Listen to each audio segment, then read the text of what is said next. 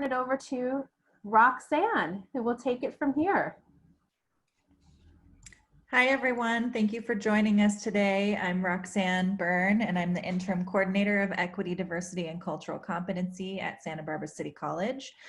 Thank you all for tuning in today. I don't want to take up too much time because we have a lot of panelists and a great discussion. So I do want to let you know that we are going to be continuing these conversations in the upcoming weeks and months. We have a workshop that is scheduled for Monday, the 29th with Dr. Carrie Hutchinson on moving from allyship to accomplishship. And I think that's going to be a great opportunity. And there's going to be another one on July 1st, a kind of a continued conversation with Dr. Donte Newman, who is our moderator and host today.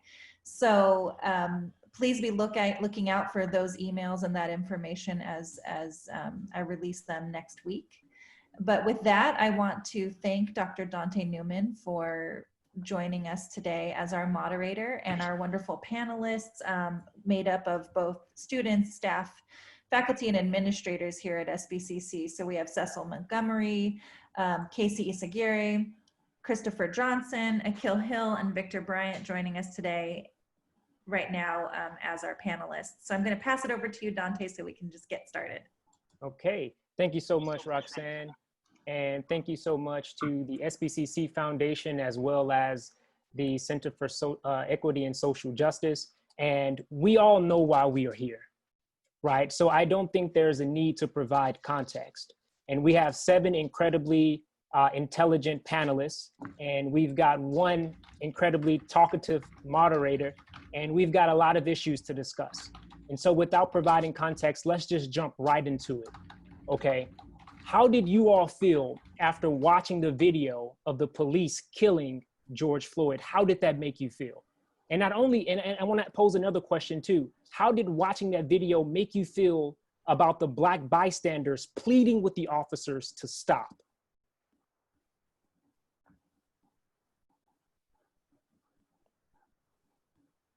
Well, I think I'll just jump right in there, Donte.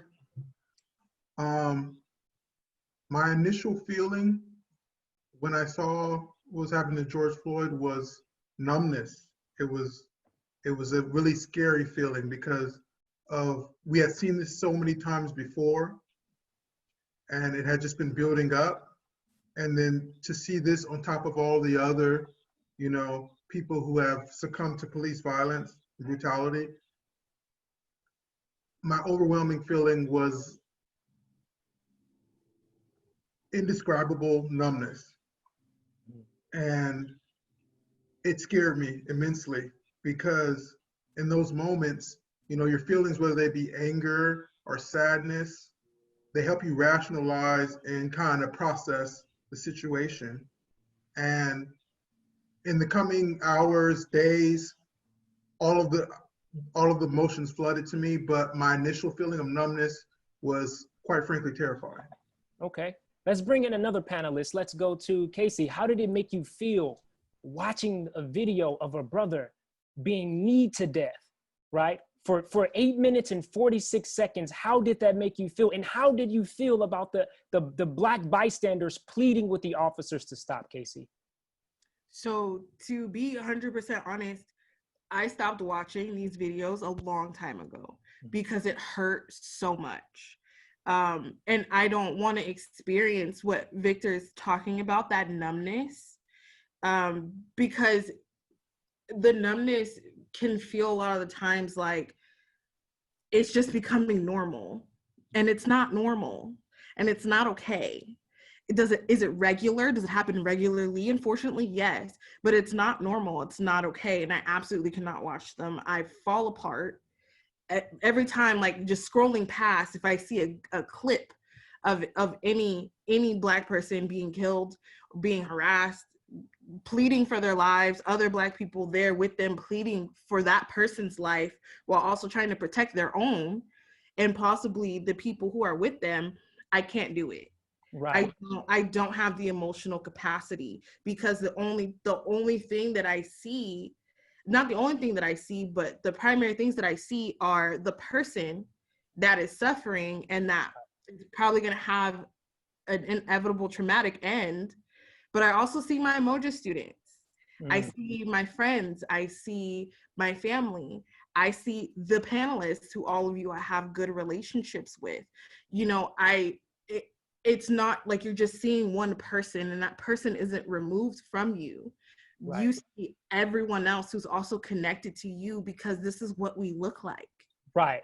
Exactly what we look like. So I did not watch it. I do not plan on watching it, nor do I plan on watching any other ones.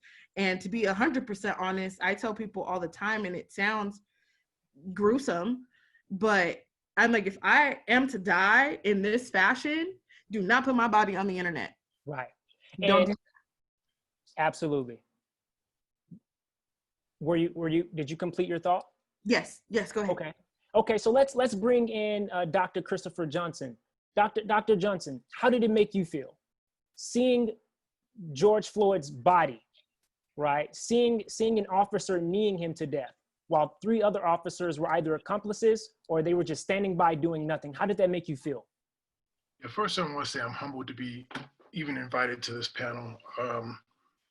Just awesomely humble, and I want to thank you, Donte. I want to thank the foundation, thank soon to be Dr. Roxane Byrne for even allowing me to speak on this topic. I'm very much where Casey is. It's one of those things that's very difficult to watch, very difficult to watch, and it's one of those things that I grew up around. I tell folks I grew up in a stop and frisk era. I grew up in a time and place where there was not a lot of respect, and I think it taught Black folks to even have a lack of respect, you know, for ourselves, because ever since even before we got to this country, there's been this dehumanization of Black bodies, a dehumanization that kind of says, you know what, you're not human, you're not a man, so I can come and take you from your children, from your villages, and put you on a slave ship. And then if you're sick, I'm gonna throw you overboard. Then when you get to this country, I could put you, you know, as chattel to work or land that's foreign to you. And then if you don't do what I'm gonna say, I'm gonna kill your children, your wives in front of you, or lynch you as a public event. So it when you say, how do I feel? It's one of those things that it's not a new experience. It's one of those things that I text my brother. This is what I do. You ask me how I immediately feel. I tend to be this caregiver. It's probably why I went into the field that I went into and said, hey, how are you doing, brother? Let me reach out to Victor. Victor, how are you doing, brother? Let me reach out to Akil. What's going on in your mind? And I text my brother and he was like, it's nothing new. We've never been seen as human, and Black bodies get killed. And even if something happens, even within our communities, folks don't respond. So it's one of those things that, yes, I see the outpour, and I think I'm hopeful that people are eventually beginning to wake up to things that have been going on since they dragged Black bodies from Africa to this country. Right. And hopeful that folks who are really out there saying, yes, I'm going to stand up and say Black Lives Matter, that Black lives actually do matter. I heard soon to be Dr. Roxane Byrne talk about, you know, no, we're focusing on Black deaths, but the idea that, you know, when does a Black life begin to matter? When we're here, we talk about systems of, and I'm not gonna go on forever, Dr. Newman, I apologize. You know, we talk about systems like healthcare or health insurance. We talk about incarceration. Folks don't even think about those who are incarcerated because they put us behind walls so far away. Systems like employment, and that's definitely being even impacted, you know, right now. Systems that birth rates, all these things that Black lives need to begin to matter before you can begin to start marching the streets and saying, let's go to war for Black deaths. So I appreciate Dr. Byrne for sharing that insight, and that's where I'm at right now, brother. That's all I got.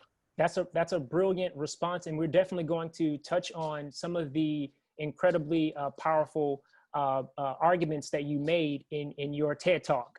Okay. And so now, and so now we will transition to one of our incredibly dynamic students. And I have the pleasure of teaching him in my argumentation and debate class, as well as my mass media and society class. I want to transition to Secel, and then Secel will, following Secel will be Akil. But also I want to remind everyone who is listening, all right, all 70 people who are listening, please post your questions in the chat and we will get to them around 5 p.m. So we definitely want to hear from you. Create some critical questions, develop some critical questions, because we want to answer them, okay? And let's go to Secel. Secel, how did it make you feel? So you've heard from some of the other panelists, right? How did it make you feel to watch this guy, I mean, literally be kneed to death for 8 minutes and 46 seconds? How did it make you feel about the law enforcement officers? How did it make you feel about the innocent Black bystanders? How did it make you feel knowing that his death was recorded by a Black woman, as it always is, right? When you think about Philando Castile, his death was recorded by Diamond Reynolds, a Black woman, his girlfriend, right? And his death also took place in Minnesota, right? 20 minutes from where George Floyd was kneed to death. And so, and this is something that I want to bring Casey back into. When we talk about the recording of Black deaths, right? We talk about videoing Black deaths. It's always recorded, maybe not always, but oftentimes it is recorded by a Black woman. And so how did it make you feel knowing that not only was George Floyd's life taken, but a piece of life was taken from, I believe her name is Darnella Frazier. So how did it make you feel, Secel? First, I want to thank you for having me on this panel. You know, I feel real honored. I'm gonna try not to be as talkative because I can go on one. So how did it make me feel? The first time while I was watching it in action, it made me feel how I felt in the past. I've seen this before. It's not new and it's not normal, and I haven't been normalized to it. It makes me angry. I wanted to jump through that TV. I wanted to do something because that's who I am.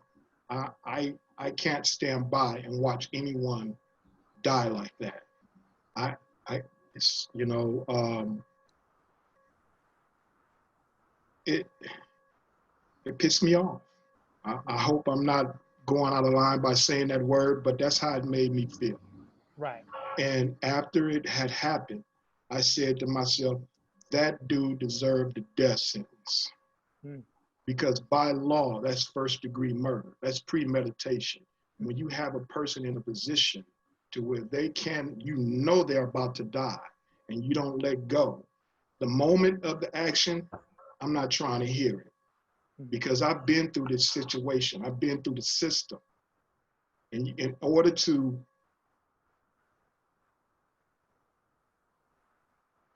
give some real insight into what a person is feeling, they have to express it. And right there, I knew what he was going through. He was intentionally doing what he was doing. There's no ands, ifs, or buts about it. None. I've seen it happen too many times. As for those who I know filmed it, I've seen filmed it, they've been traumatized. We've all been traumatized. I believe the whole world has been traumatized by this. You know, this is an on-site death of a human being, a life being taken.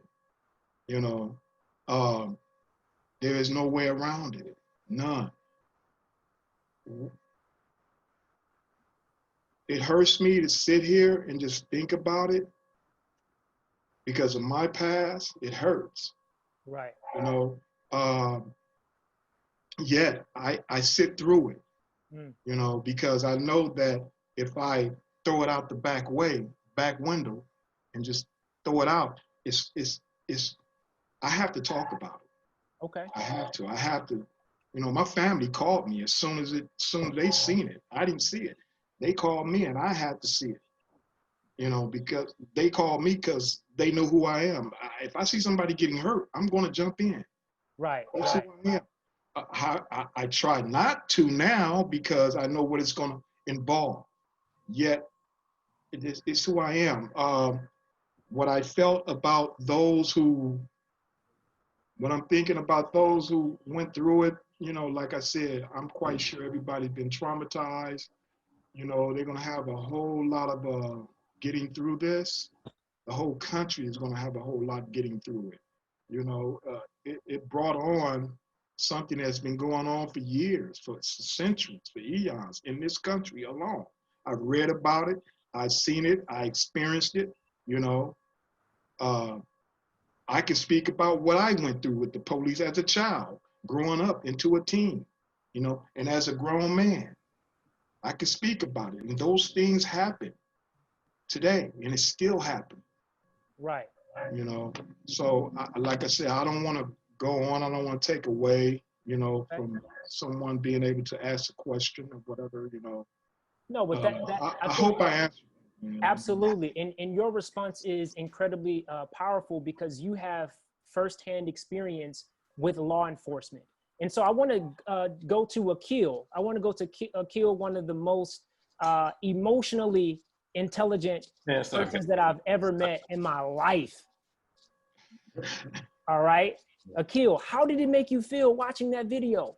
And I know we're having some conversation around, should we record? Should we post videos of Black deaths? But how did it make you feel, one, to watch that video?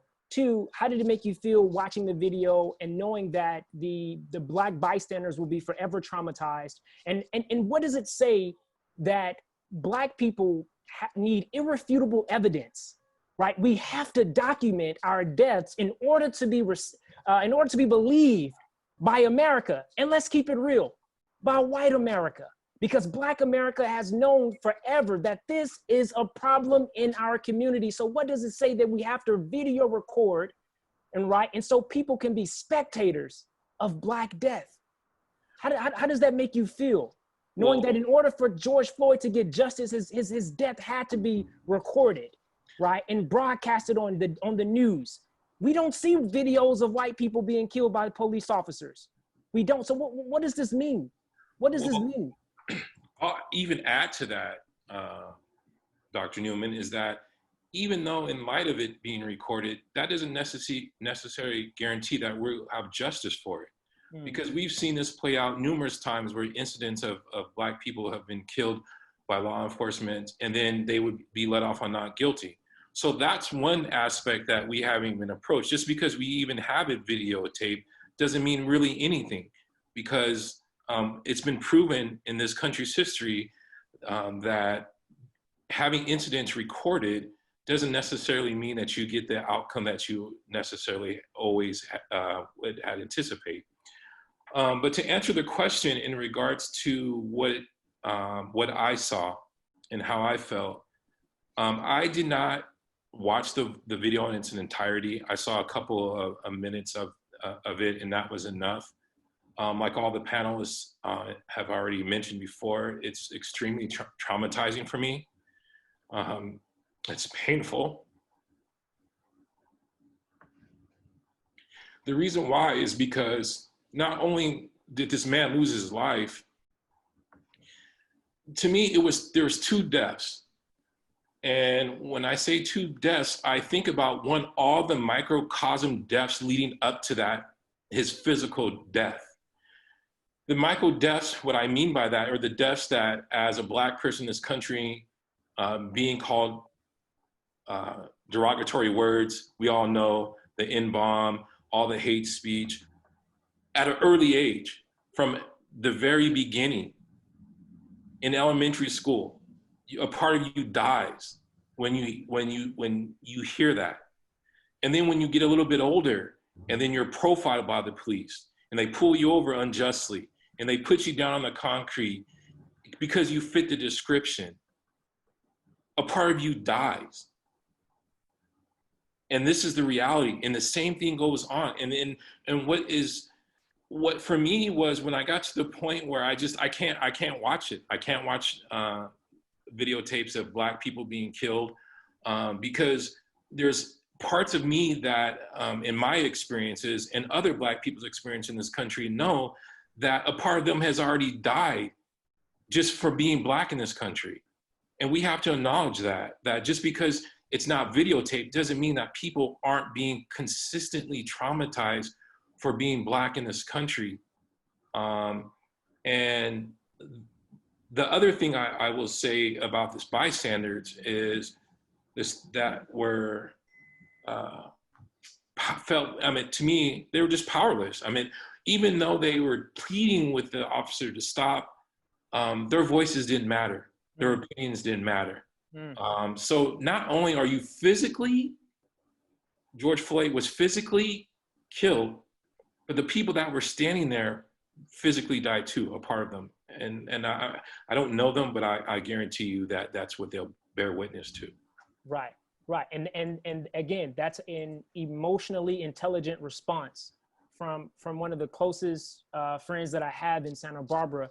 And so I want to go back to, let's go to Victor. Victor, so with everything that you've heard from the other panelists, how would you like to contribute to the part on whether or not we should, and maybe I'm framing this altogether wrong, but should we record videos of Black people dying, right? Because think about this.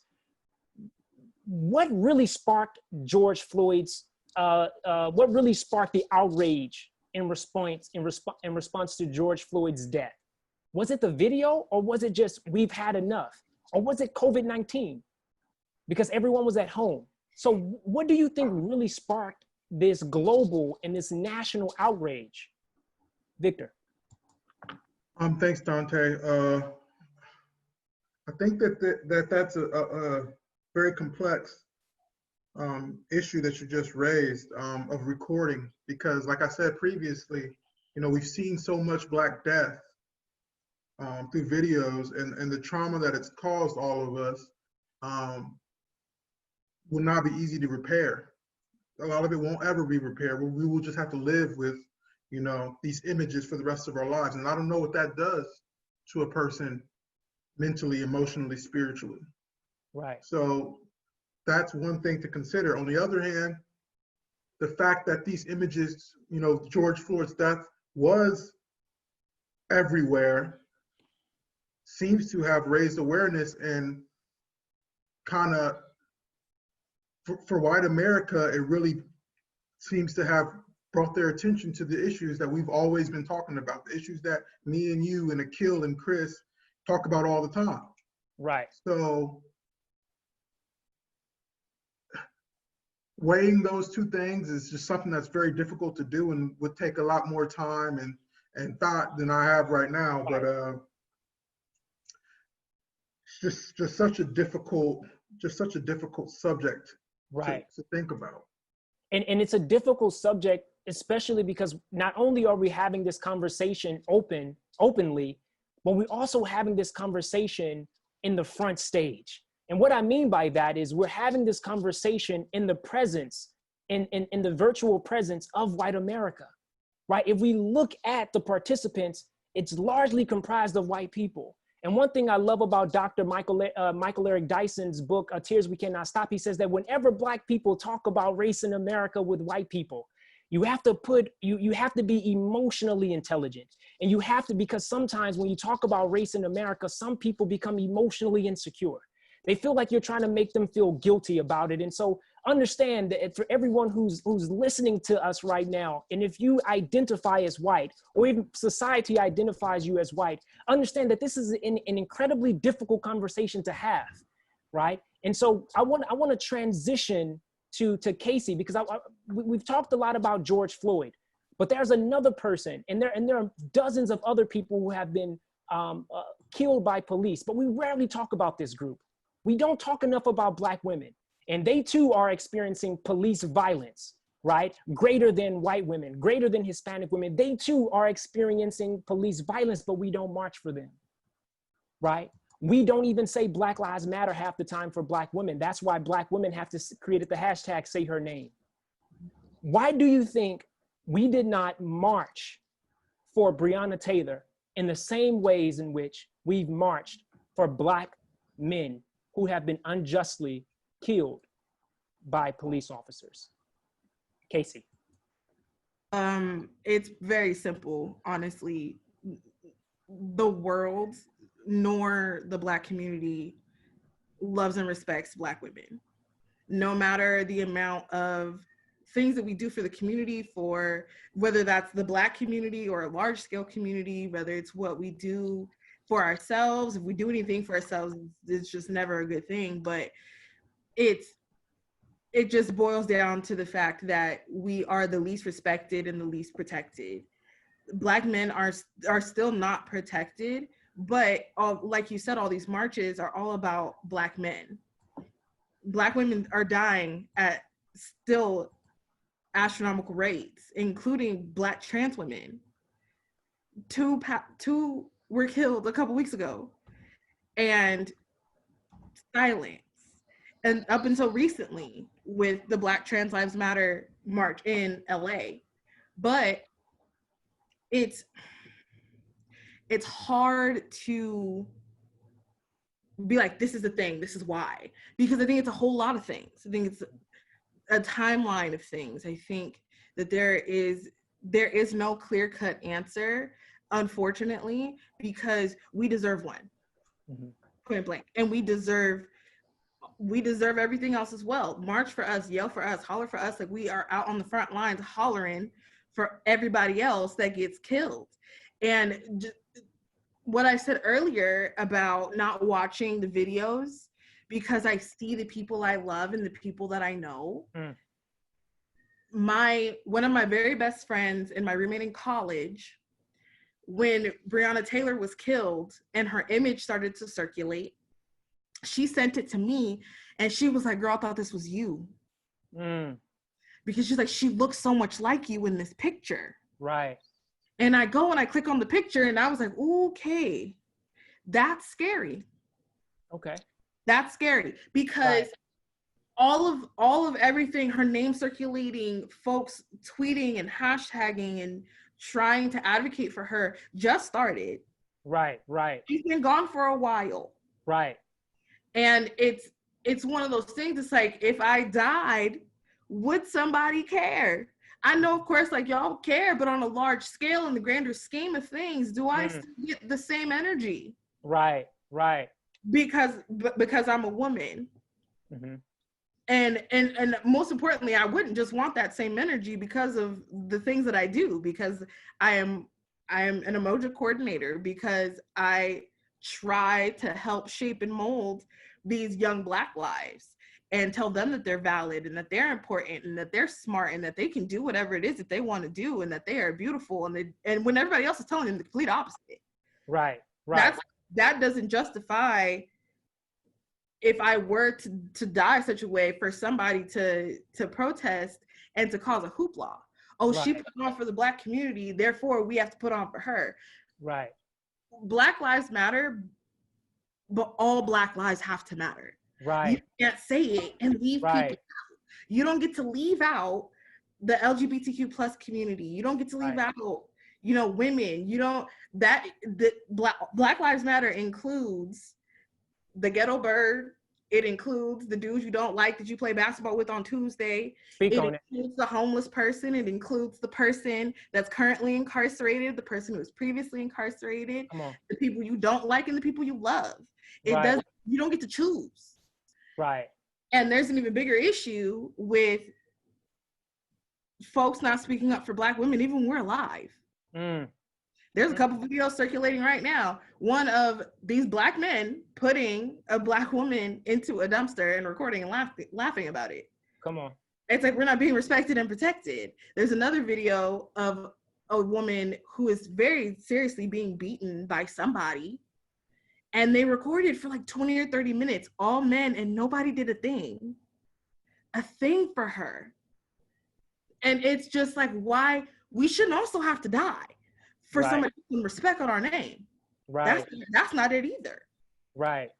Like, we need to, period. We need to be protected. We need to be protected when we go to the doctor's office, because malpractice for Black women is off the charts. And that includes people like Serena Williams. Who was the best athlete on the planet and has a whole lot of money and had a biracial child. She got a white husband. That still didn't help her when she gave birth. Okay, come on. So it just boils down to the fact that Black women need to be respected, period. so we can continue to be respected whether we are currently in this life or not. Right. And it really just boils down to, you know, folks are currently in this state of Black Lives Matter, like how do we show, how do we figure this out, how do we become allies, how do we do this and how do we do that? But it comes down to like really doing the work. Okay. Just point blank, talking to your Black community, also realizing you don't always go to them to fix these problems. Right. You can't ask people to fix the problem that you created. Right. But it just boils down to, you really have to look, because we are a people, we are a collective, but we are also Black in everything else that anybody else can be. Mm-hmm.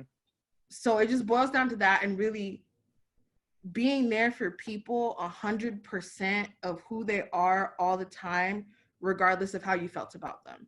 Right. Specifically, Black women. Okay. That was a TED Talk. That was definitely a TED Talk, but we enjoyed it. All right, I'll tell you that much. If you enjoyed Casey's TED Talk, please do me a favor.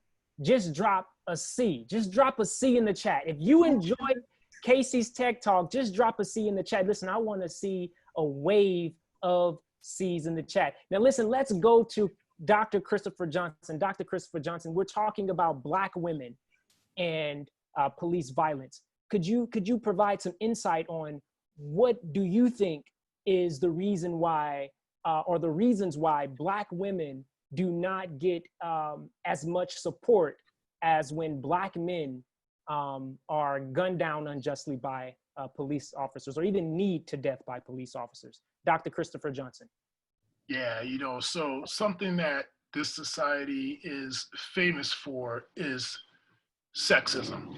And we don't say it enough, that just integrally, we don't respect women, period. Now you have an intersectionality of racism and sexism. So now you're getting hit from both sides. Not only do I not value you as a woman, I don't value you as a Black woman, right? So now we're saying, oh man, you know, this is somebody, I gotta add another, I gotta jump over another hurdle to begin to value that life. Even if I can respect you as a Black person, maybe I'll respect you as a Black woman. Yeah, so, and again, I think a big part of it is, and I know Victor could probably speak more of it, historically, the images that we've seen, whether they be lynching, whether they be death, has been Black men. So we kind of, that has that hyper vigilant sensationalism to it. So Black men being killed is much more hyper sensational than a Black woman being killed. But I can't agree with Casey more. I'm not going to repeat her TED Talk. She hit every nail, you know, on the head. And I'm glad every march that I've been to so far, we do scream, say her name. And I love the fact that that's a big part of it, because you see the people who come in the back for these folks. Again, we go back to, you know, when Trayvon Martin was killed, you know, it was women that came to the forefront at every political movement, whether it be Civil Rights Act, whether it be women's liberation, whether it be any LGBT. It's Black women who are coming to the forefront and stepping up. Black Lives Matter, Patrisse Cullors, and so on. We continue to see, you know, Black women coming to the forefront, and I believe it's ingrained in them just to have this immense love for Black men, you know, but then also just for Black people in general. And then, you know, it's just something that I just cannot say enough, that some of my greatest heroes in life. So, and we talked about this in the previous question with the videotapes, you know what I mean? And I saw a bunch of people in the chat go, oh, we have to record this. And the feeling that it has, well, when Ida B. Wells began to record lynchings, the reason why we began to document this stuff is because folks weren't believing that these things was happening. This wasn't an era of social media. It wasn't an era of mass newspapers or publications. You basically knew the news that was in your local spot. So the papers in America wouldn't even publish this stuff. Okay, we had to, send it out to, British newspapers for them to finally see the pictures of Black folks being lynched for things to start a motion. So again, I mentioned that Black woman, Ida B. Wells, was able to get this stuff going. So when we talk about, recording and videotaping it and having evidence and things documented, it's always been a Black woman at the forefront. And let's begin to put some respect on it. Right. And one thing we've got to appreciate about Dr. Christopher Johnson's responses to the questions is that he finds a way to not only offer a contemporary analysis, but he weaves in this historical analysis in such a brilliant way that I think that I'm still learning how to do, right? I think a lot of us are still learning how to talk about what's taking place currently, right? But with the past in mind. All right, so that was absolutely brilliant. And let's go, and I don't want to censor anyone, but let's try to keep our responses pretty concise, because we have so many questions, y'all. We've got so many questions. And so let's go to, I think we need to go to Secel. Secel, how would you, why do you think we're not marching for Black women in the same ways, or at least with the same intensity, right, that we march for Black men? And not only Black women, right? Black trans women, right? Members of the LGBTQ plus community. Why is it that when we yell and when we type, right, Black Lives Matter, why is it that it doesn't feel like all Black lives matter? And why is that? But now here's the thing. Just because we're talking about intersectionality within the Black Lives Matter movement, we're going to get to White Lives Matter. We're going to get to the colorblind madness of all lives matter, right? Which we know is the dehumanization of Black people, but we're going to get there because we're not leaving certain people off the hook, but sometimes we've got to take care of ourselves to figure out what we need to do when we go out into the public. So Secel, talk to us. Let us know. What are your thoughts on this? Again, I want to say, I'm humbled to be here on this panel. I want to still also say that I give honor to all my ancestors and all those today who has fallen as well. Why women, Black women today aren't being honored? Man, I grew up in a family where I was raised by mostly women. I mean, the males was there, but they were working, but because of the dynamics of what was going on in my household, I couldn't get to the males. I can only be my mom, my grandmother, my great aunt,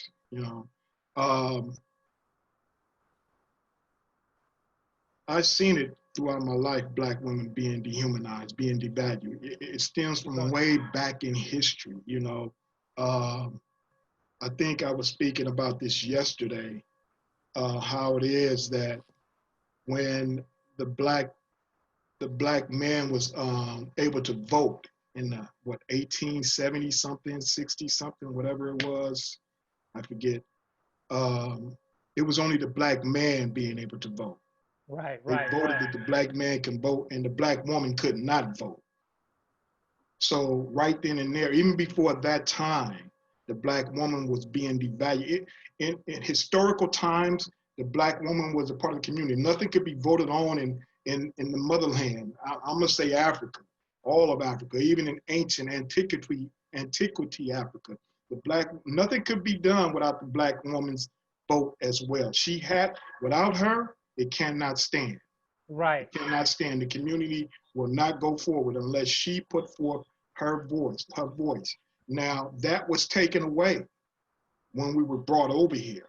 Okay. That was taken away. So that's the reason that I see it as the Black woman being devalued in this country. A Black woman, I just seen on a video, not way before George Floyd was murdered. I seen a transgender, a woman, being beat up by a mob of guys, Black guys. You know, if I could have, man, I would say, hey, hold up. Y'all out of pocket. Come on. You are out of pocket. You know, you can't be doing that. I don't care what she done did to you. You can't do that. That's wrong. You know, I've been taught. I've learned. I've sat back where I came from to respect a person's sexual origin. You know, I forget the words. But I've been told to respect, because that's what I was doing when I was away. I was counseling, you know, people in that area, individuals who was practicing as transgenders, people who was practicing just as Black men, period. Right. You know, I was sitting back and I was doing hospice, you know, I was doing workshops. So the Black woman today is being devalued simply because we've been taught the same way the white man has been treating his woman, we treat our women the same way. Right. Right. You know, I'm not trying to sound like it's racial or nothing, but that's how it went. That's history. That's historical. When Right. you look back at it, you know, and today when I talk to Black youth, I always tell them, if you disrespect her, you're disrespecting your mother. Right. Off the top. If you're gonna disrespect your mom, you might as well move out, get out of town, go somewhere else, because there's some people here is not gonna let that happen. Right. We're gonna have a real stern talk with you. You know, like I respect Black women to the fullest. Without them, we would not be here. Okay. Without them, we would not know how to be who we are today. Okay. We wouldn't. It'd be impossible. Okay. You know? And I agree with you 100%, Cecil. I know we've got about 10 minutes left, and I know we've got a couple of questions that we want to get to. So I apologize profusely for interrupting you there, but I definitely want to make sure that we get to Victor and Akil. And so again, I want to remind the panelists, so please try to give some concise answers really quickly, because I want to get to a couple of things, y'all. We got to talk about this protest, or these protests. We've got to talk about, are they protests? All right. So what are your thoughts on, now listen, by the way, I see 79 participants here. If you're still with us, if you are still with us, I need you right now to drop hashtag Black Lives Matter. That shouldn't be controversial. Just hashtag Black Lives Matter. I see people doing BLM. No, hashtag Black Lives Matter. Spell it out, because BLM can mean something else. Hashtag Black Lives Matter. There we go. I see it. I see, oh wow, I see Black Lives Matter. That shouldn't be controversial. That shouldn't be controversial, y'all. It shouldn't be. It shouldn't be. Black Lives Matter. Boom, that's it. All right, so thank you for everyone who's participating. But now let's talk about something that has really angered a lot of white Americans, right? A lot of white Americans are enraged because of the political demonstrations in response to a man losing his life unjustly. And I'm using political demonstrations because I do not want to insert my bias in the question. So what are your thoughts on the political demonstrations in response to the killing of George Floyd? What are your thoughts? Are they protests? Are they rebellions? Are they riots? What are they? Victor. And if you could kind of give us a concise response, because I want to get to Akil and everyone else. Thank you in advance, Victor. I think that the best way to articulate is how you did in your article on the Independent today, where you framed it in terms of a life versus value debate. Someone dropped the link to that article. Sorry. I don't think I could articulate it any better than that. And, you know, peaceful protest, that's what I participated in, and that's what I believe in. But I can't demonize my brothers and sisters, allies, who feel as though peaceful protests aren't enough, that they aren't getting the results that we need. So I just really want to, the main thing I want to get across is that if you're not an advocate of the movement, if you are not an ally of Black people, come on, then you shouldn't be speaking on you shouldn't be speaking on any type of rioting or anything like that, because it's just trying to take away, it's trying to hijack the situation and take power away from a moment that can create change in this country in a better way. So I'm just going to leave it at that so that we can be concise and move to the next person. But that was really powerful. That was really powerful. So I want to go to Akil. Akil, talk to us, Akil. And when you answer that question, what are your thoughts on the political demonstrations in response to the killing of George Floyd? Answer me this. Do you think it's necessary for police officers to dress in riot gear with military-style weapons? Talk to us, Akil. Talk to us. Well, I mean, I'll try to keep it concise. I think for people, one of my frustrations that I have with people that are voicing their opinion in regards to the people that are protesting, in regards to burning up their communities, there's a couple of things that come to mind. And I always find it interesting that a lot of white people want to be concerned with peoples of color's community only when there is rioting and protesting going on. So in other words, in a lot of spaces where communities or where Black people or people of color live, they're not concerned with unemployment rate. They're not concerned with the drugs that are rampant in the community. They're not concerned with the alcoholism that's littered all on every single block practically. So, but then when there's protesting in regards to something that happened by the hands of the law enforcement, everyone has an opinion about the Black and brown or people of color's community. We have to stop doing this, right? We have to stop what do they call it? Monday morning quarterbacking the situations around race and poverty in this country. The reality of the situation is simply this: nothing belongs to those people in those communities. A small percentages of those businesses are probably Black owned, yes, but the majority, Target, AutoZone, like they've never been a part of the Black community. And we got to start to recognize that as well. Like, if we're really about change in our community, don't worry about, you shouldn't be worrying about the community when it's on fire. We should have had this conversation when it's not burning, right? Right. And so by all means, I don't condone looting or rioting, but I understand it. I understand it completely. You know, when you've grown up in a neighborhood, an environment where no one cares about you, right? Where your community has been basically infiltrated. Come on.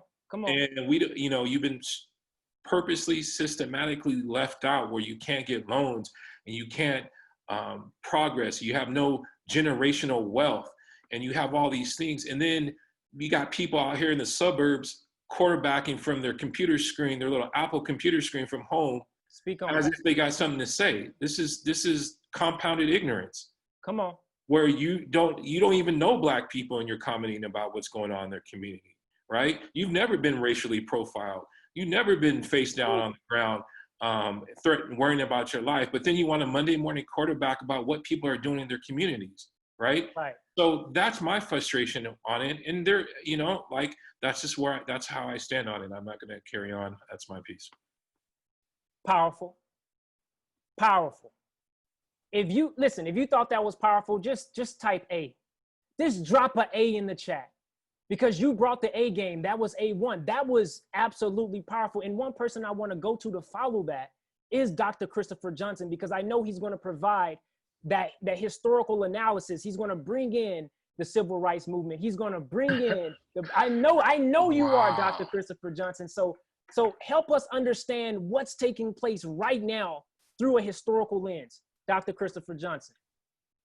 Wow, I guarantee you that me and Donte are gonna have some words, my brother. Listen, thank you. Thank you again I love you too, man. Thank you for inviting me to be part of this panel. So we have this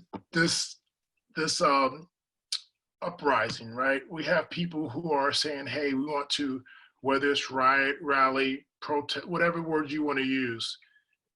And where does it learn from, right? So whenever we had prosperous Black communities, we can go Tulsa, we can go Rosewood, we can go wherever it is, folks burned it down because they didn't want to see Black folks doing well.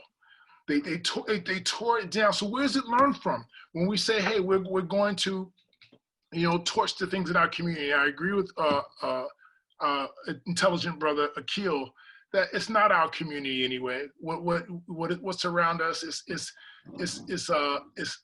not ours 100%. Right. But so not only where does it learn from, but what is the impetus of it? Hey, I've tried to talk to you about this. I've tried to do things the right way.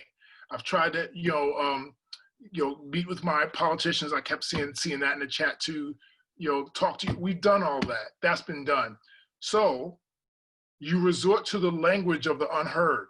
Okay, right?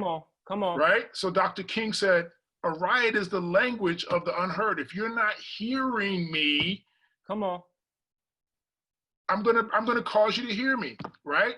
Speak on it. There's an African proverb, and I'm gonna mess it up a little bit, but it says something like, if the community is not hearing me, the youth says they burn the community to feel its warmth. Come on, right? Come on. So it really is, and I'm not gonna keep going because Coach Sandrine's gonna shout me out here, but yeah. You gotta figure out where it's learned from. And you gotta figure out the why. Ask the why, people. Powerful, incredible. So again, thank you so much for that historical analysis, right? And bringing up the Tulsa riots, right? I was reading an article in the Atlantic the other day, and in the article it said, I think the author's name was Kelly Carter Jackson, I believe, and she said that if violence were a language. Right? If violence were a language, right? If violence were a language, white Americans would be native speakers. We learned violence from white Americans, right? We didn't invent violence. When you think about, Dr. Johnson, you were talking about this, right? When you're talking about violence, we Black Americans are always on the receiving end of violence, right? We experience violence during slavery.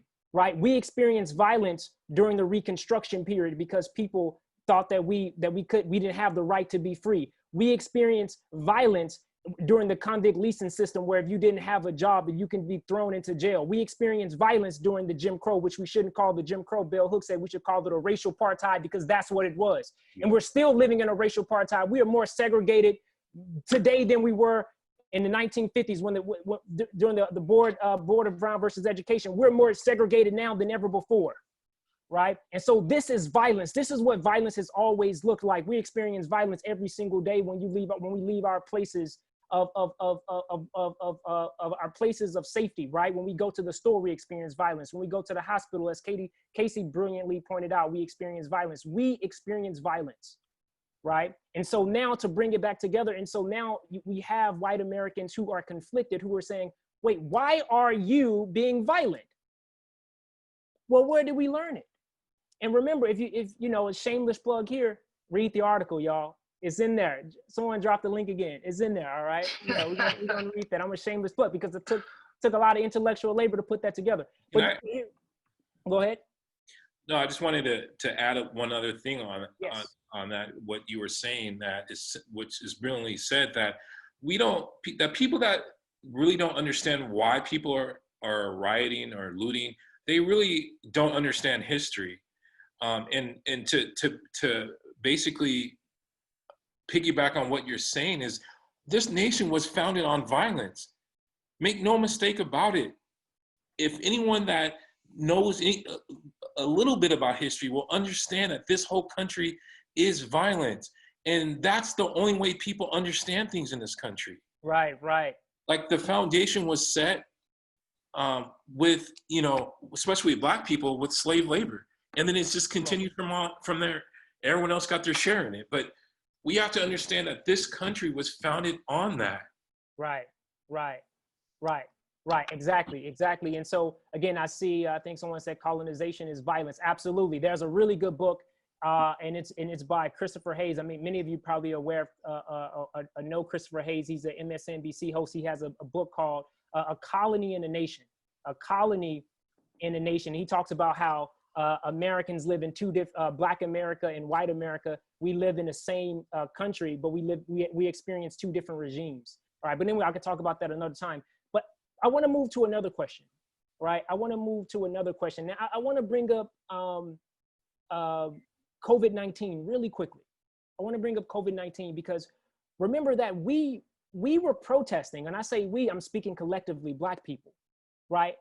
We were protesting during the middle of a viral pandemic. Now, wait, I'm not blaming Black people, so don't get me wrong. We had to protest. So we were protesting during the middle of a viral pandemic that was already disproportionately infecting us. A virus that was already disproportionately hospitalizing us. A virus that was already disproportionately killing us. And we had to protest because we were protesting against the loss of life. So we were risking our lives, right, to protest the loss of life. What does it mean? And here's the insane part about this. A week from now, your president, Donald J. Trump, he will blame Black Americans for the increase of confirmed coronavirus cases, all because we were protesting against the loss of life. How does that make you feel that we've got to protest in order to get justice during a viral pandemic? So in 2 weeks from now, we will see an increase of Black confirmed coronavirus cases, Black hospitalizations as a result of the coronavirus, and Black deaths as a result of the coronavirus because we were protesting to get racial justice. And quite frankly, I hate the concept, forgive that word, I detest the concept of justice. Justice is reactionary. You do something wrong, then you got to be punished for your wrongdoings. We're tired of talking about justice in the Black community. We don't want it to happen at all. We don't want to be killed at all. Don't tell me about justice. How does that make you feel? Because quite frankly, it pisses me off. Because we know what's going to happen a week from now. And we got to have that conversation. We've got to have that conversation. How do we advocate and affirm our lives in the middle of a pandemic that's already disproportionately killing us? Well, how does that make you all feel? How does it make you feel? So I'm gonna jump in because I have a couple things just from what you were saying, Donte. One about the protest, we're already getting blamed already. When data and tests and all types of other things can't prove that yet, just according to the timeline that it takes to get tested for COVID, to prove that you have it, and to increase the numbers and to do the data. It's already, as of right now, it's not something that they can prove. And we're already getting blamed for it. Right. However, one of the number one things that I hear all the time is that at every single one of these protesters are handing out PPE. They have the hand sanitizer. They're trying to take the precautions. They're still trying to keep themselves safe. They're quarantining themselves for 2 weeks after they've gone to this protest to fight for their lives. So they're doing more than everybody else that was angry because they couldn't go to Supercuts 3 weeks ago. Speak on it. Speak on it. And mind you, they were all up in a government building, in the police spaces, fully armed with bullets and loaded guns. Come on. No PPE. In a whole federal government building outside of it, in it, blocking the door of a federal official. If Black people even blinked to try it, nobody was going home that day. Nobody would have made it home. There were no arrests. Nothing was happening with that. So honestly, those folks probably spread it way more than everybody that's outside currently fighting for Black lives. And they didn't open up the country way too early anyway. So all these spikes in cases that you're seeing, it's not Black folks and our allies outside fight the good fight on the front line. Mm-hmm. It's everybody that went to go eat at Applebee's to get a margarita. Right. Like, why are you dining in? Nothing is ready to go.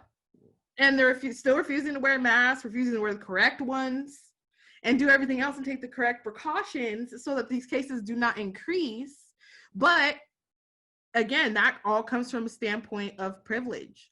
just like with folks who holler all lives matter. And specifically, we don't talk about these blue lives matter people because their lives surely didn't matter when they was up in their faces in that federal government building.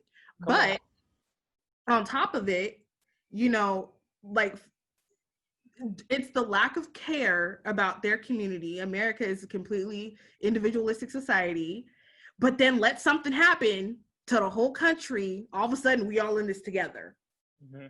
But 20 minutes ago, when a Black person was killed unjustly just for selling CDs or going to the store or sleeping, all of a sudden we don't know y'all, we not in this together. Who are you? Mm-hmm.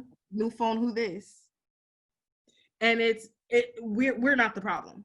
Right. We're not the problem. It's privileged folks who do not have the perspective or the sense of community or the heart, the empathy to care about their neighbor that are causing the problem. It's not us. Mm-hmm. End of rant. You know what to do. You know what to do. No. Drop the C's, right? I need to see the C's. Oh. You know what to do. No. Yes, there we go. Yes, I need to see the C's. Now listen, we've got, listen, so I know we're aware that we started about 10 minutes late. And so we'll go over over about 10 minutes, all right? Over about 10 minutes. So we'll conclude around 5:40. Just stay with us, This is an incredibly important conversation to have. And so the last question, and it's about a solution, right? I'm going to frame it, but you can give your own solution. But we have to talk about this. We have to address this. There has been a conversation around defunding the police, right? What does that mean? What does it mean to defund the police? What does it mean to abolish the police? Is this a solution? All right. So if this isn't a solution, then what is the solution? What does police reform mean to you? And so what can we do to stop police brutality, not only against Black men, but also against all Black people? And that includes Black women and Black trans women and members of the LGBTQ community. Can we do that through defunding the police or abolishing the police? What are your thoughts? Let's go. I think we need to hear from Secel. Oh, thank you. Defunding the police. I'm gonna put it very simple. Can you hear me? Yes. Defunding the police will not hurt. You're putting money back into the community, back into schools, because back in the days, I remember when they first took the money, started taking the money from the schools. When I was growing up, I seen how they was doing it. And they took it from the schools, from the medical, from, all sorts of things, and they put it into the police station, to the police department. That took away from us as a community so that they can come and manage us. Why would you want to manage a person who was trying to better themselves anyway? Why would you take the money away from the person who was trying to manage themselves? Yeah. You wanted this. That's what they wanted. So in my opinion is this: defunding the police won't hurt. Those police that are walking out, in my opinion, I'm gonna have to say it out loud. The ones that are walking out are the racists. Mm-hmm. The ones who sat quietly and walking out with the racists are the ones who sat quietly while they were doing their racist job. Come on. So I don't see how it's gonna hurt. We can police ourselves, and those ones who say that they are good policers, come on back in and help out with the community. Get rid of the union. Start that union over. Because that union, I'm going to tell you now, man, they a joke. They just like Trump. They're a joke. I know what the union's about. The union, man, heck with them. I'm old school. Get rid of them and start the union over. The money you're taking away, put it into education, put it into health, put it into programs to help out the poor communities, and I guarantee you things will work right. I guarantee you things will work right. Those policers who sat silently, who saying they not bad, come on back in and get the job done. Those ones who left out of it because they were racist, stay on out the door, and grow up. Get some therapy. Learn how to be a real human being. That's how I see it. I'm done. Okay. Well, that's powerful. Let's go to Akil. It's a complex. Can you repeat the question? Yeah. So basically, when we talk about solutions, we know that there is a large conversation around, a national conversation around defunding the police and abolishing the police. Do you think that those are viable solutions, right? And if not, then what does police reform mean to you? What does it look like? Yeah, that's a tough question. I mean, I think, you know, for me, I mean, look, right? So there is absolutely, without a doubt, the way that we're choosing to arm our police departments is ridiculous. I mean, I've been in places like in Santa Barbara, for example, every fiesta, and most people that are from Santa Barbara know about fiesta, they have like a mobile command center. And I'm like, in Santa Barbara, like we have purposely and been strategic in the way that we have chosen to militarize our police force. And this was done on purpose. So just the way that people have chosen to pour money into it, we need to reshuffle that. We need to reshuffle the pot. We need to invest that money in, like what Secel was saying, into communities. We got to start dignifying the human experiences, right? So in these places, I think a lot of this has to do with when we're talking about policing is people are being dehumanized in their own communities. We need to take money, invest in jobs, invest in people. We see that this can be done all the time. Look how many places that were once predominantly Black communities have been gentrified. So we know that that can be done. I mean, I guess my answer to the question is yes. I mean, I do believe that we need to stop spending this massive amount of the city's budget on policing. That's not a viable option, because look, if it was working, you wouldn't need to continue to spend. Come on. Right? So obviously the reason why you continue to spend because it's not getting the job done. So we got to think anew about that. We got to look at the situation and be like, okay, this isn't working. And then also another point is we got to look at the foundation of policing. That's the real heart of the matter. The nature of policing is corrupt by its nature. It was designed to be corrupt by its nature. So we got to really think anew on that. We can't just be like, okay, yeah, I mean, I agree. Defunding the police is part of the solution, but we got to look at the structure of policing. Most people don't even understand why policing was even created, you know. And for people of color, we know exactly why policing was created. You know, that's our lived experiences about policing, is to protect and serve. Well, we know who it's protecting, and we know who it's serving. And it's not us, because if it was us, we wouldn't be sitting here having this discussion. Come on. That's just the reality. So yes, I do think that the money needs to be, I mean, look, we got teachers grossly underpaid in this community.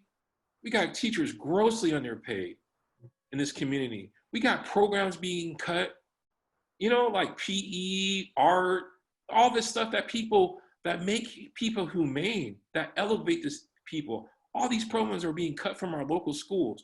But for some reason, we got the police department rolling around in Hummers and all these crazy nonsense. It's just like, we really need to really take a deep dive in that and really get to the root of the problem.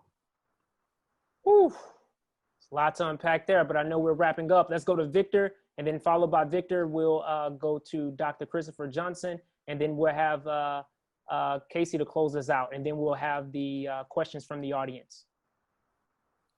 Well, thanks, Donte. I think it's pretty obvious that modern day policing should focus upon rehabilitation, mental health care, de-escalation. We don't need a militarized police department, and it only serves to escalate confrontations. So, and I think it should be incremental steps, but by defunding the police and taking some emphasis away from the militarization, we could do a lot more good in our communities than bad. But the main thing is, it's not just about the money. It needs to be a culture change, as Akil alluded to. This kind of brutish culture of of kind of brutalizing Black people just needs to be addressed from the ground up. Not just Black people, people of color of all kinds. It's all people are brutalized in ways by the police. So it's just one of those ways where we just need to really think about it and take the incremental steps in order to, create a 21st century policing. I mean, I feel like we're behind the times. I mean, you look at Scandinavian countries, Norway, Germany, they have much more effective policing than we do in America, and it's not even something that we're trying to address. Right. So until that time comes, then yeah, if decreasing the budgets can start putting us in the right direction, I think that's the appropriate course of action. Okay. Dr. Chris Johnson? Yeah, I realized I wasn't even muted. These brothers, and I'm sure Casey after, just knowledge, wonderful knowledge, and I can't even really step to it. I'll reiterate some points, but I can't even step to it. I can't hold a match to it. It's doing what it was designed to do. So Akil alluded to this. The police, when they were set up to serve and protect, were set up to serve and protect a certain class of people. That was the rich, white landowner. Right? That's who they were created to protect. It was like, hey, make sure I stay rich, nobody touches my property.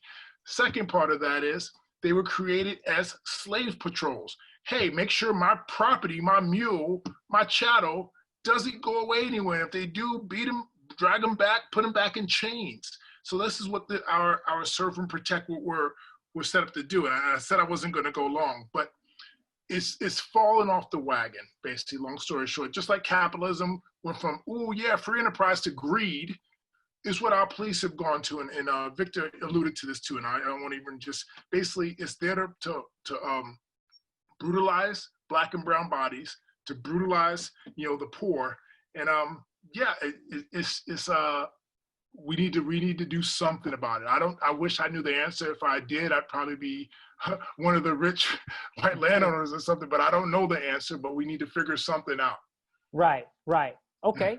I'm with that. I hear you, Akil. I hear you, Secel. I hear you, Victor. All right. I hear you, Dr. Johnson. Let's go to Casey. So I was actually going to touch on something that Chris had brought up, was how the police essentially started. I'm actually going to drop something in the chat so folks can see that you will see the comparison between the present day sheriff's badge and the slavery badge. It's the same thing. Like, they were brought about to try and control the slaves, try to control the property. And that's really the mindset that they still operate out of, which is a whole other problem. The other thing that I'm going to put in the group was, I was actually having this conversation with Akil after we had the conversation with the entire group about defunding the police and abolishing the police, and really what does that look like, and do people really know what that looks like? And a lot of folks just kind of don't want to touch it because they don't really know. But this is really what it'll look like when you defund the police and you put the money into the community. It's like there's one big tea kettle and it pours into multiple cups. The cup is education. The cups are the communities. The cup is for mental health and counseling and support. Like the cups are for multiple different things, but police get everything in the pot. So all the cups don't get the liquid that's in the pot. The police get it. That's all that money. It doesn't get poured into anybody else or anything else. And on top of it, there's been a lot of conversation and dialogue and discourse with Black folks, especially right now. And I don't know if it's just necessarily like with those of us who are around my age, and honestly around the same age as a lot of the students that are probably also watching, about how we have to infiltrate the system to change it. Right. But it's like that system, the things that we have to do to get into that system weren't built for us either. Right. How are we going to sit here and hoot and holler at each other? Right. That we need to get into these systems and we need to, break it down and we have to do all these other things. But then okay, let's say some folks do that. I know a handful of Black lawyers and police officers and other things who are going through it at the moment because they have to deal with their white counterparts. It's like, we're not going to come in waves of 25 and take over a whole precinct. But that's not how it's going to work. It's not how it's going to look originally. So you have to kind of consider that, honestly, the trauma that these Black folks are going to go through trying to infiltrate the system that was not built for them, that was not built for them to succeed. And it causes a whole bunch of other issues. The number one example that I think of, one of my absolute best friends since the dawn of time, is a lawyer. She is a lawyer because of how the system affected her family. And she saw the system and what it did, and really just how Black folks are treated from a really early age, before honestly the rest of us had even seen it, or had really a concept of what does this look like? How does this actually affect me as a person, as a Black person? And now she's in the system and she's doing the work and she's trying really hard to make change, but it's exhausting. It is emotionally exhausting. Right. To be her. And to be her as a woman, to be her as a Black woman, and to be her as a Black person trying to break down this system. Right.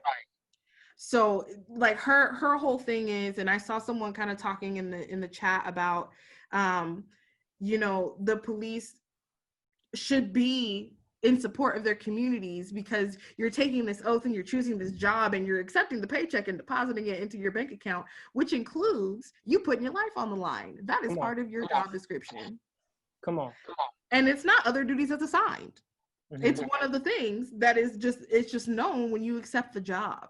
Right. So they should be in the community and learning about their community as much as the community should be learning about the folks that police your community.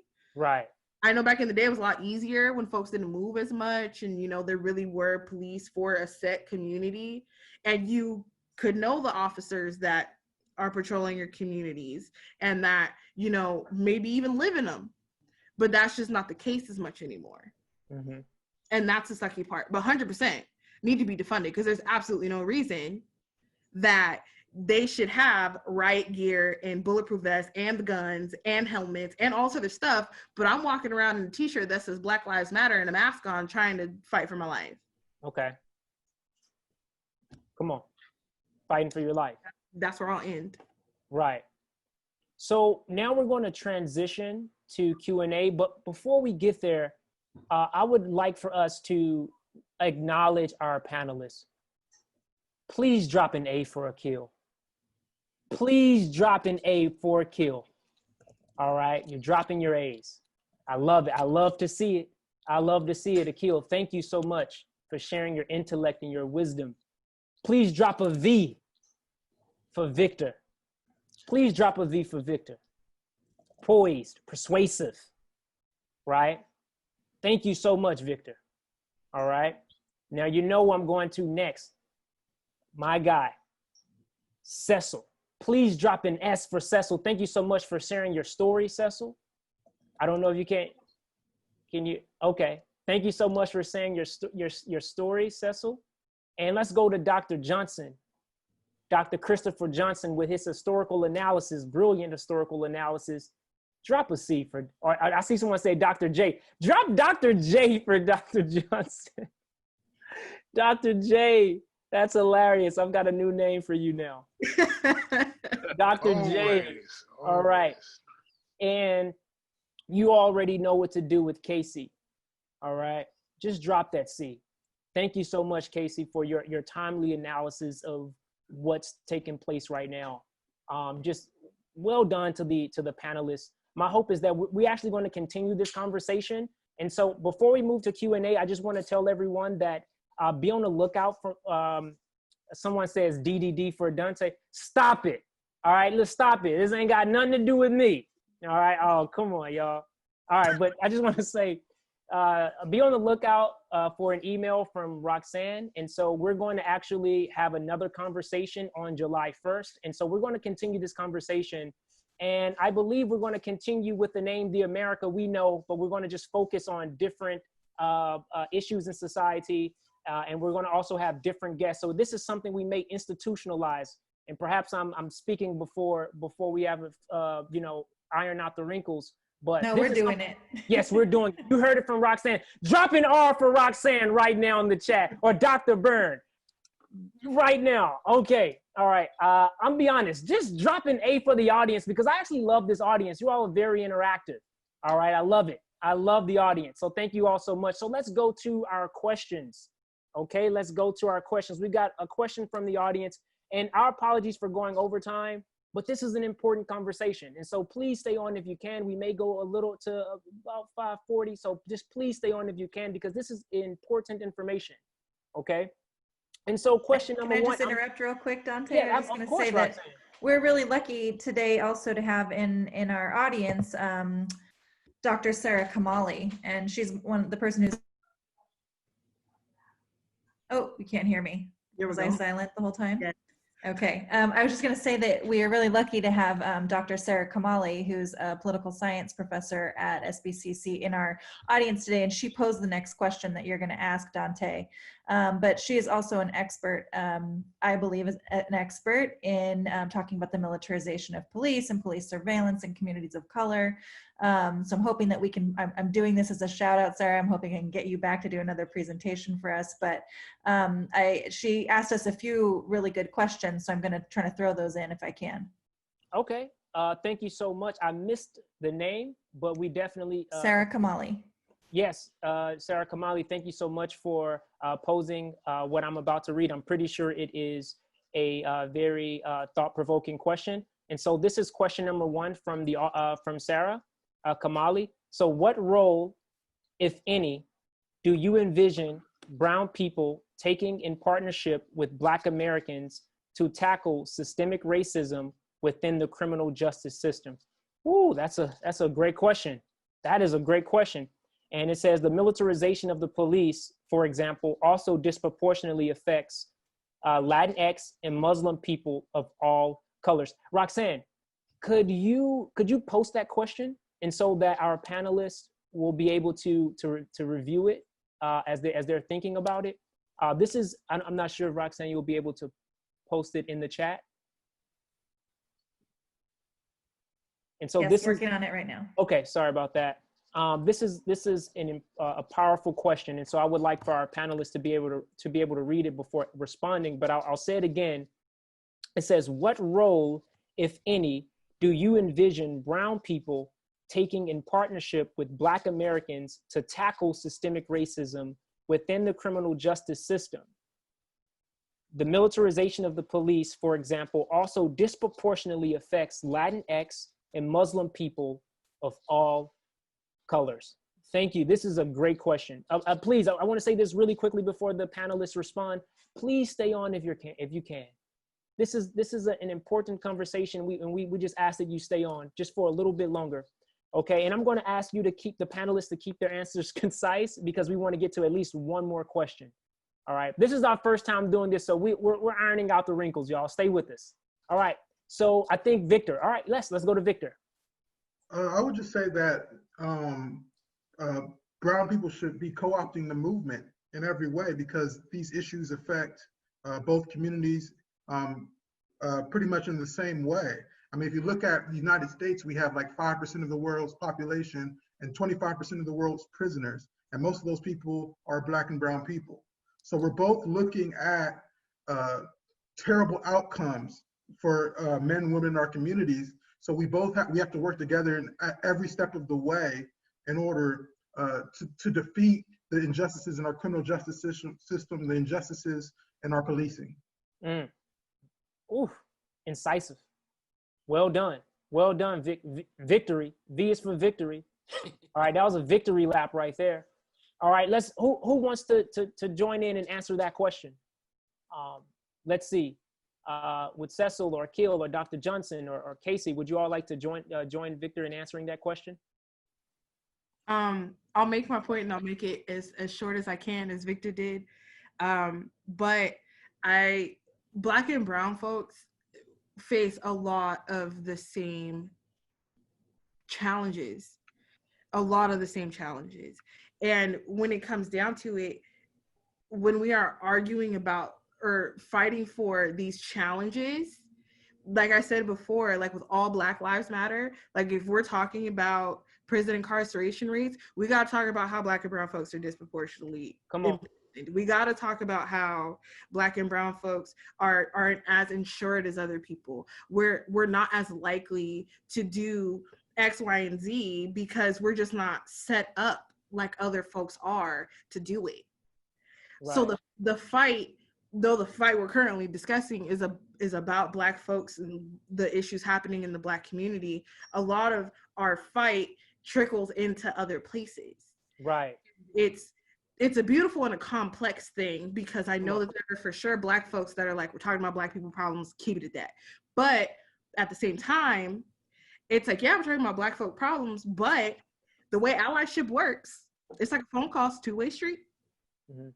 Like if we can argue for this specific thing that is also affecting other groups of marginalized folks disproportionately, we're gonna bring everybody on in.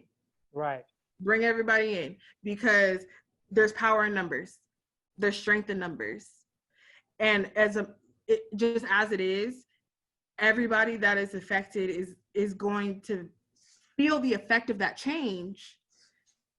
Therefore, everybody has to be in the mix to fight and to protect ourselves. Come on. I see Secel, and I want to remind everyone to please keep your answers just concise so we can get to. We got one question following this one. Let's go to Secel, then followed by following Secel will be Dr. Johnson, and then Akil.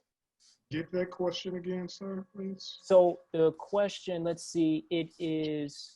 Let's see if we can post it here. The chat. I'll see if I have the question up. So it is, what role, if any, do you envision brown people taking in partnership with Black Americans to tackle systemic racism within the criminal justice system?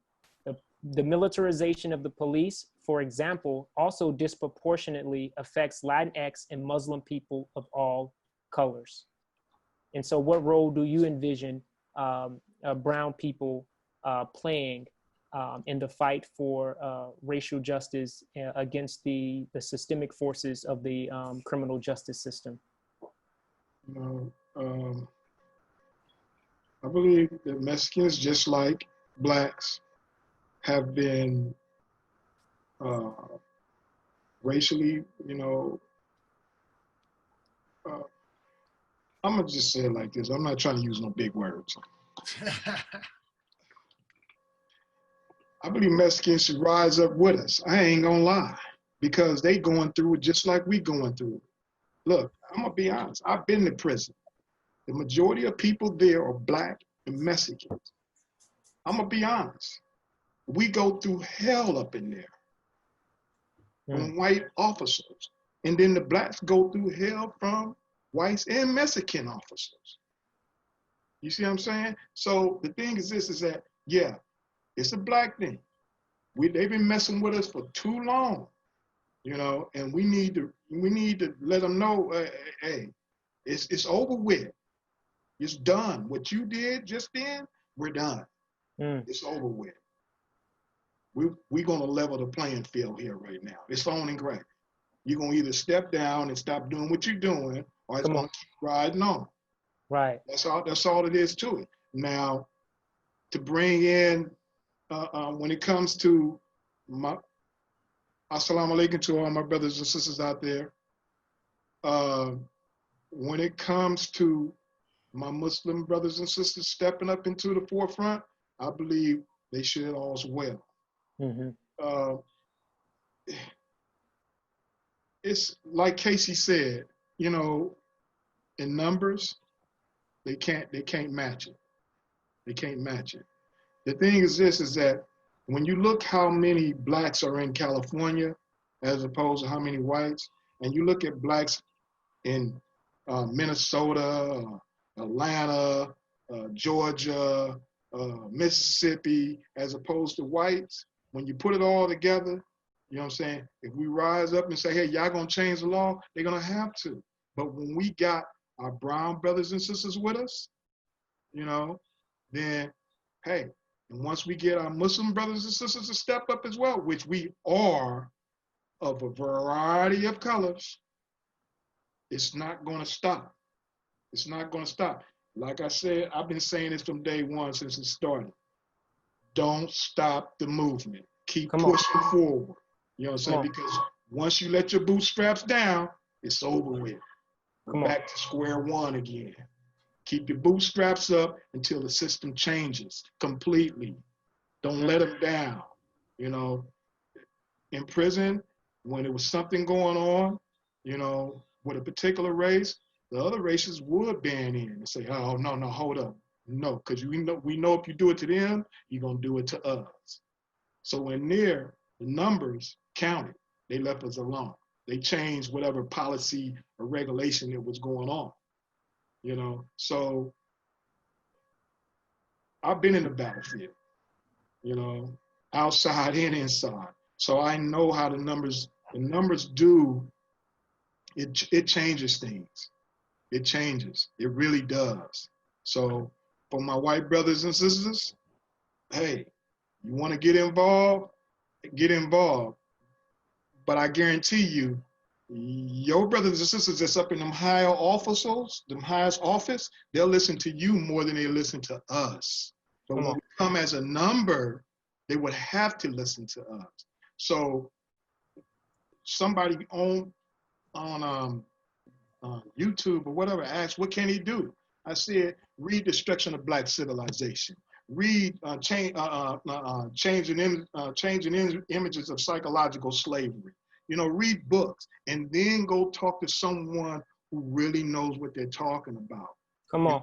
So that you can have a better understanding to where we came from, what we're going through, all the way up until this day, and what you can do. And like I say, my white brothers and sisters, talk to your brothers and sisters in the office, because they haven't been listening to us from day one.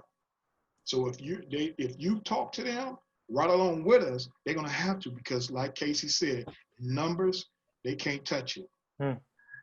Okay, that was you know, one thing I really love about Secel, and Secel was in my public speaking class and also in my argumentation debate class, as well as my math. He's in every class that I teach at SBCC. Okay. Yes. All right. But Secel speaks so unapologetically, right? He speaks authentically, right? And he speaks fearlessly, right? And he's unafraid to tell you his story, right? But he does it in such a way that his story serves as the background of his socio-political analysis. And I love that, right? His comments are always grounded in his experiences, and you cannot take that away from. I love that, Secel. So let's go to Dr. Chris Johnson and go to Akil. But remember, we got one more question that we must get to. So if you can keep it as concise as possible. I'm sorry to sort of censor you all if this is a form of censorship, but I definitely want to make sure we get to that one last question, and so everyone can go and watch Netflix. Yeah, listen, I could honestly pass, really. I just wanted to say, when we talk about other people moving into the movement, if you have Black lives that matter, all lives cannot matter until Black lives matter. I'll begin with that. And I am 100% in support of everybody joining the movement. But when we start with the Black Lives Matter, let's make sure that's the forefront. I think too often, and I know this wasn't the intention of the question of the people saying yes, and let's support that. Too often, Black movements are co-opted. Let's talk about multiculturalism. Let's talk about, how come all lives can't matter? Let's talk about all these different things. And I fear that there's just an inkling of going, anytime there's a Black movement, we want to say, well, let's make it a everybody movement. And I am 100% supportive of my Muslim folks, my women, my brown folks, all those things. But right now, I know Casey's getting at me, this has to be a Black movement. You come and you come behind us, and when there's a brown movement, I'm gonna come behind you, and we're gonna get strong, and we're gonna support each other, and we're gonna move together. But let's keep what's Black, y'all. Okay. And we have to appreciate that raw honesty. And also I think there is wisdom in both sides of this. I feel like there are some counter attitudinal viewpoints here in response to that question. But I teach argumentation and debate, so I'm not going to facilitate a debate right now. I'm just going to go to Akil. Akil, talk to us. This is actually a really profound question, and I think it's that the answer can't, it's complex. But the word choices, I'm looking at the word of the militarization of the police. And I can't help but to think about that is our nation globally, like what we've done overseas and in the Middle East and all these places is a direct result. Now we're seeing the direct result of that, meaning that now our police is becoming just like the military. Come on. And so by not standing up for those people, meaning the people around the world, it comes back home, right? I think Malcolm said it, chickens coming home to roost. So the solution in the way out is a complex one, but I think that we, I don't know if I have the answer, to be honest with you. I mean, I'm just trying to think like,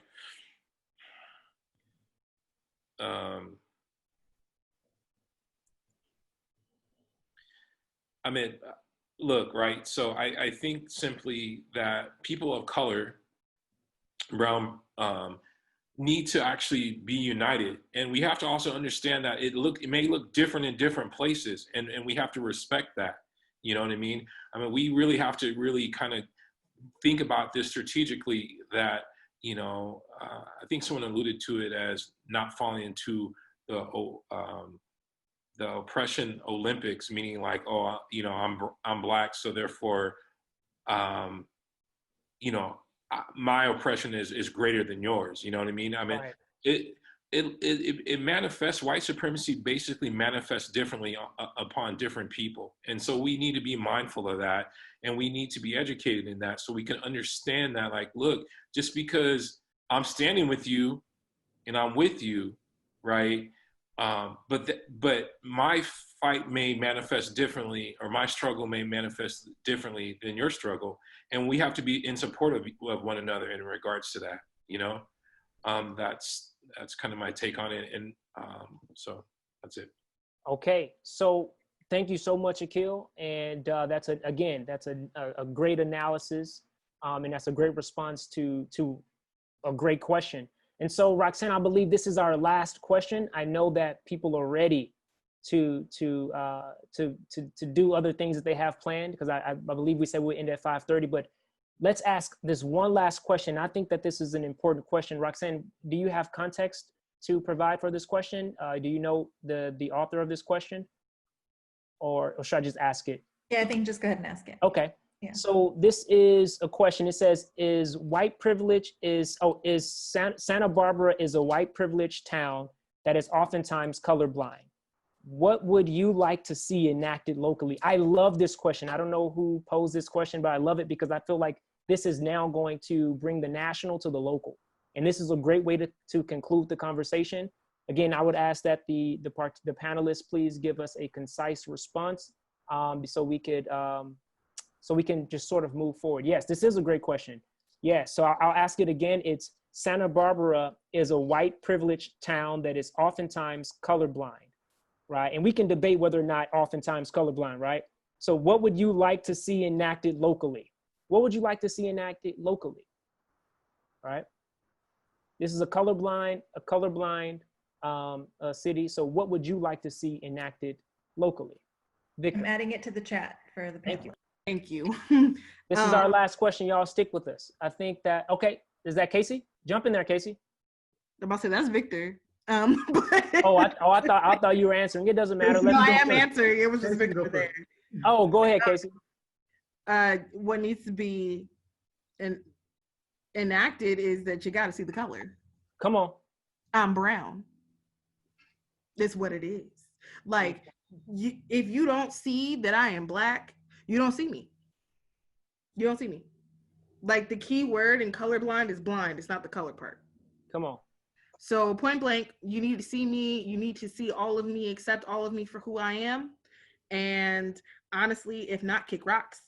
But at the same time, like, in order for me to be valid and to move as a Black person and to do my job in a white city, in a very white institution, you have to see me for all of me. And that includes my Blackness. Come on. She glowing, she cute, she brown. Right. Speak on it. Speak on it. Okay. I see Grace. I see Grace is enjoying this conversation. Thank you so much, Grace. Thank you. All right. And let's go to Victor. Let's go to Victor. Victor, same question. What would you like to see enacted locally, considering that some people believe that this is a color-blind city? We don't know if you believe that. Go ahead, Victor. Well, first off, as Casey alluded to, color blindness is problematic. We need you to see our Blackness, acknowledge it, and then go on from there. Acknowledge our differences, and then acknowledge the white supremacy that's inherent in our society so that we can move forward from there. If we can't acknowledge these things, then we're going to stay stuck in the same place that we are now. What I want to see changed and enacted is equity in our institutions. Come on. And not the facade of equity. I want to see the details. I want to see the programs. I want to see the funding that allows us to finally reach a society where, you know, people of color can finally get equity in their lives, equitable outcomes. So until that happens, then, you know, a colorblind town, Santa Barbara is a colorblind town, that's just a fallacy to me.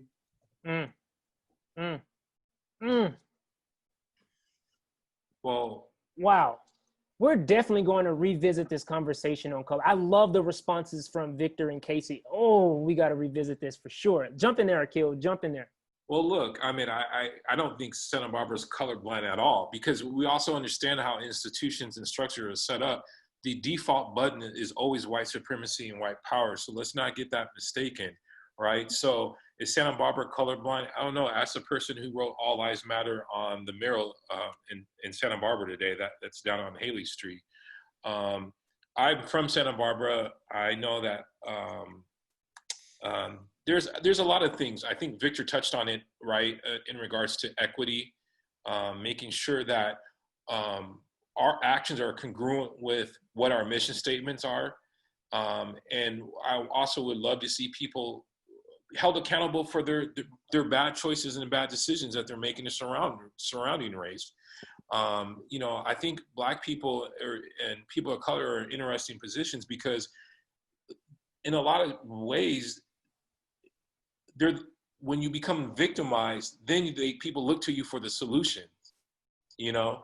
And so again, right? So you're trying to process the trauma of being in a hurt place, and then people are asking you for solutions of being in the hurt place, right?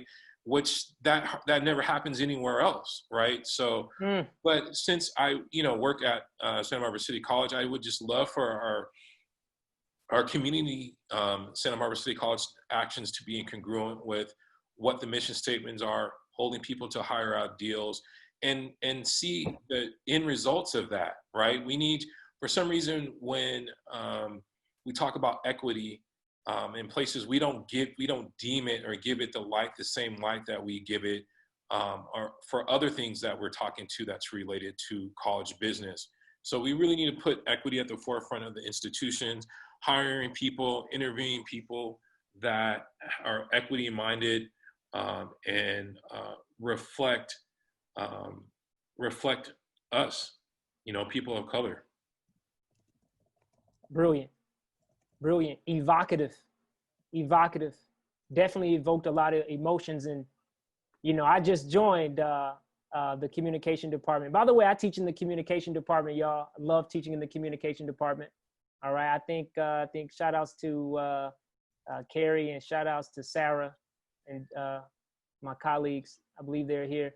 But let's go to Secel, and then Dr. Johnson, please wrap it up for us. Y'all stay with us. We're going to hear from Secel, and then we're going to wrap up with Dr. Johnson.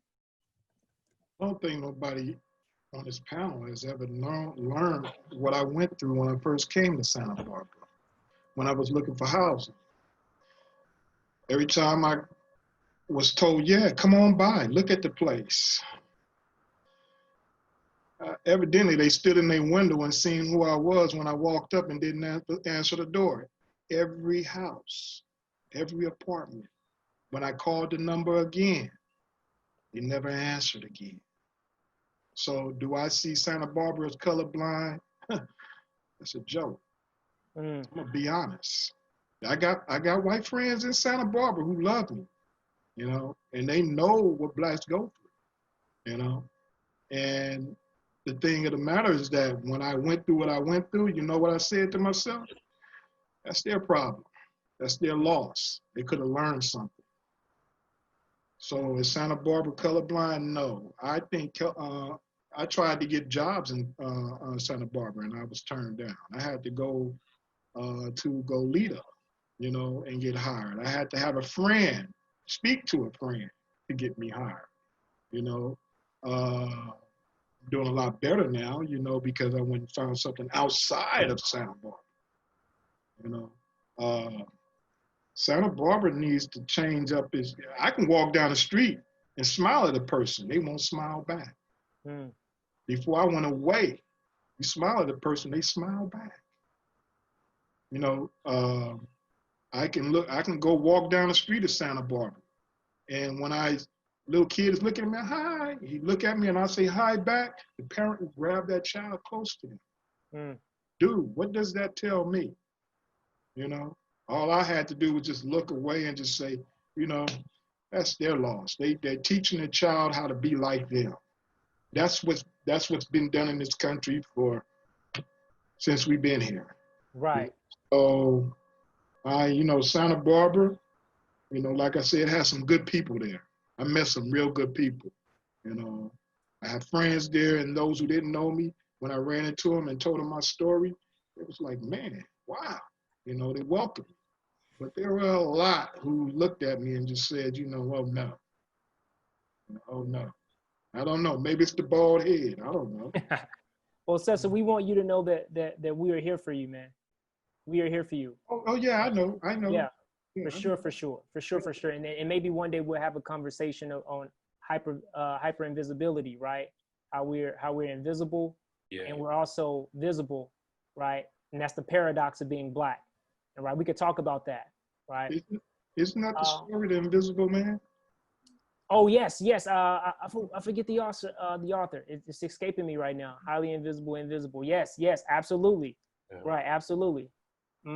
Let's go to Dr. Johnson and wrap this all up for us. Dr. Johnson. There it is. Go ahead. Second, let me unmute. I was just about to hit something in the comment chat. That's all good. So, Okay. this, you know, I'm trying to be like you are, Newman. This idea of, what was the question? Colorblind city, right? So I grew up in this time period of, what do they call it? The Great Melting Pot. And as I begin to learn what that means, is it really means integration. And it really means if you don't see me, it means you think I'm you, or you want me to be you. And if I act anything different from this integrated mindset, oh, why is Chris speaking this way or saying that thing or doing those things? And that's what I realize about being colorblind does not have anything to do with being colorblind.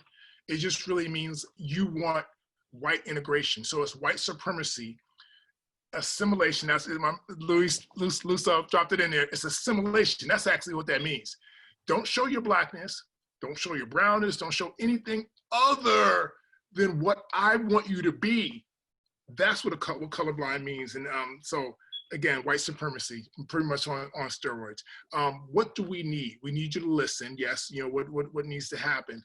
When you hear about things such as low birth rates or language issues or banking issues, or my brother Secel was just talking about not being visible.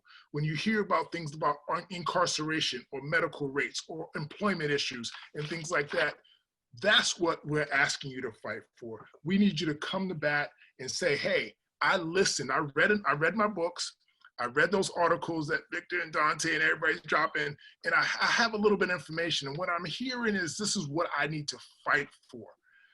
And I need to be on folks' side. So we don't need everybody. Everybody's like, oh man, everybody needs to come along. All we need is a critical mass.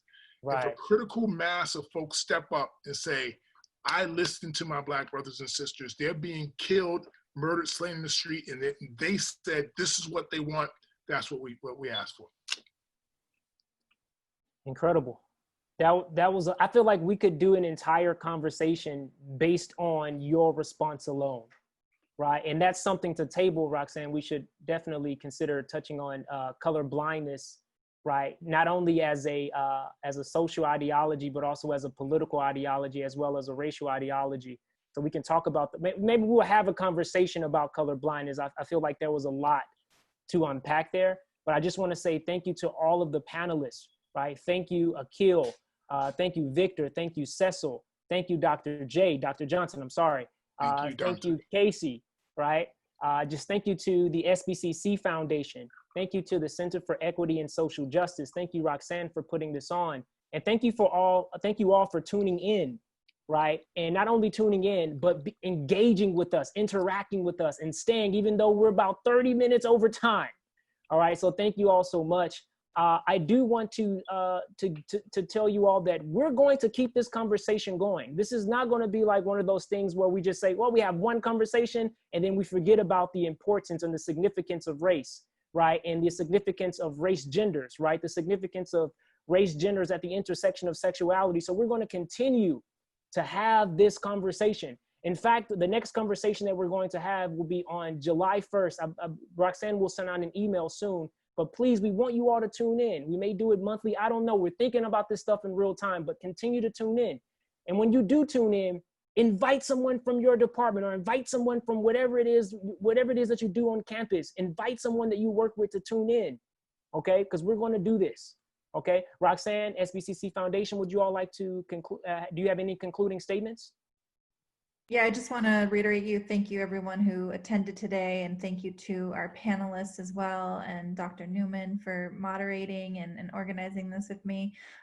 We have the workshop that we'll be doing on Wednesday, July 1st, but also want to remind the community who is here listening that we're going to be doing a workshop with Dr. Carrie Hutchinson and Serge on Monday, June 29th at 4 p.m. So please log in for that as well. And I'll be sending out emails on all of these different workshops that we'll have coming up. And if you have ideas, please send them my way. I know those of you in the community can just look up Roxane Byrne and send me an email and let me know what you want to hear us talk about.